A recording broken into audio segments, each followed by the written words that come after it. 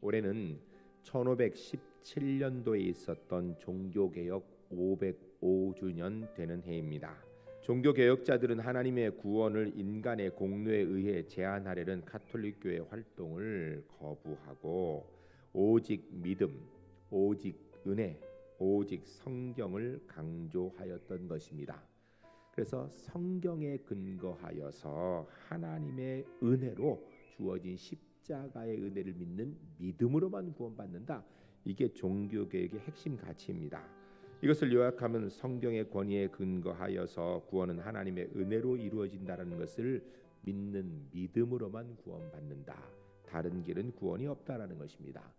이제 종교개혁 505주년을 맞이하여서 우리 한국교회가 다시 종교개혁의 정신을 이어서 거룩한 교회로 거듭나야 될 줄로 믿습니다. 거듭나기 어떻게 되는가? 첫 번째 따르겠습니다. 교회는 거룩한 곳이 되어야 합니다. 거룩은요, 예수 그리스도가 내 안에 들어와 계시면 나는 거룩한 성도가 되는 거예요. 교회는 세상과 구별되어야 됩니다. 교인은 속사람이 다르거든요. 예수 믿는 우리에게는 예수 그리스도의 영이 우리 가운데 계신 줄로 믿습니다. 이게 거룩이에요.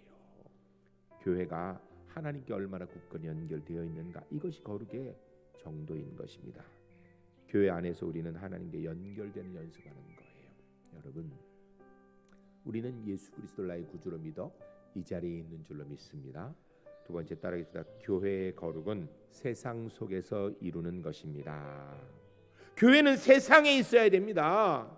그러나 세상 속에 있지만 세속화되어서는 안 되는 것입니다. 세상 속에서 하나님의 거룩한 존재로 살아야 되는 거예요. 타락한 세상 속에서 교회는 하나님께 속하는 거룩함을 보여줘야 되는 것입니다. 세상 사람들이 자기 뜻대로 살아갈 때 교회는 하나님의 뜻대로 사는 것이 무엇인지를 보여줘야 되는 것입니다. 그래야 교회는 세상의 그리스도의 향기라고 이야기합니다. 예수님의 냄새를 피워야 되는 거예요. 교회는 세상의 그리스도의 편지라고 합니다. 세상이 예수님의 소식을 전해줘야 되는 것입니다. 전 우리 울산 제1교회가 세상 속에서 세상에 끌려다니고 물드는 것이 아니라 거룩한 하나님의 교회로서 세상에 십자가의 복음을 보여주는 하나님의 교회로 설 수 있기를 주의 이름으로 간절히 축복합니다.